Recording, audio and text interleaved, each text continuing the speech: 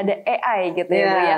Saya kalau misalnya ngobrol nih sama sektor-sektor teknologi soal AI, pasti mereka merujuk kepada oke, ini untuk kesehatan juga potensinya besar banget. Nah, dari sisi pemerintah Bu di sini Kementerian Kesehatan, bagaimana pengembangan untuk farmasi dan juga alat kesehatan untuk di teknologi digitalisasi begitu Bu, dan juga AI ini seperti apa Bu pengembangannya?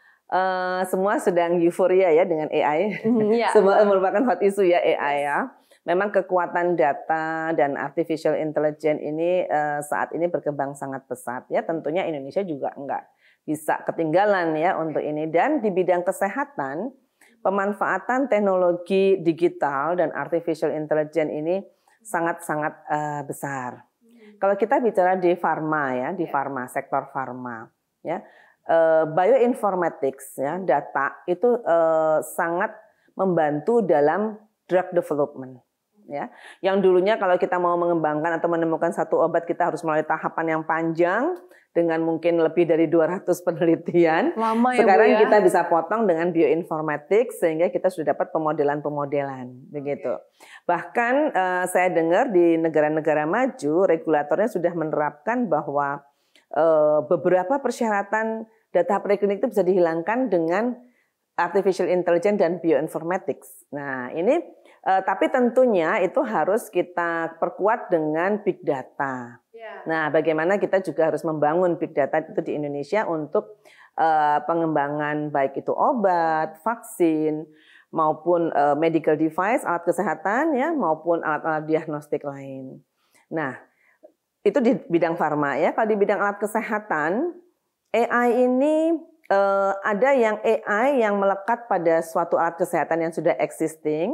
Misalnya taruhlah ada CT scan kita lengkapi dengan AI, USG kita lengkapi dengan AI. Tujuannya untuk apa? Untuk mempercepat proses dan untuk precision, lebih presisi ya, lebih presisi karena kita mendapatkan data-data yang besar dan kita berdasarkan pengalaman itu kita bisa membuat decision terapi dan sebagainya.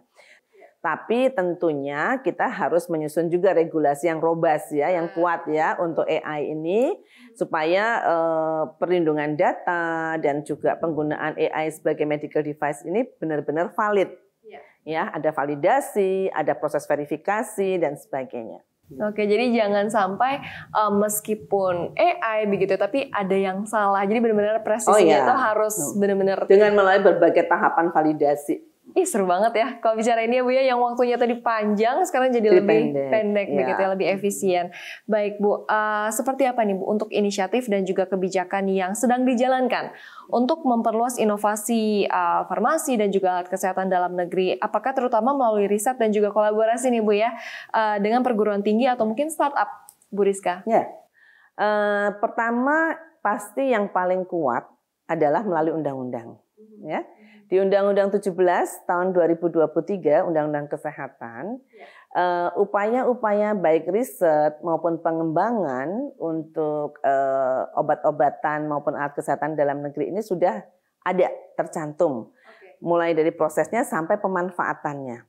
Di antaranya pemanfaatannya pemerintah mengutamakan penggunaan produk dalam negeri yang melalui riset dan pengembangan dan seterusnya begitu ya. Masing-masing poin-poinnya banyak gitu ya.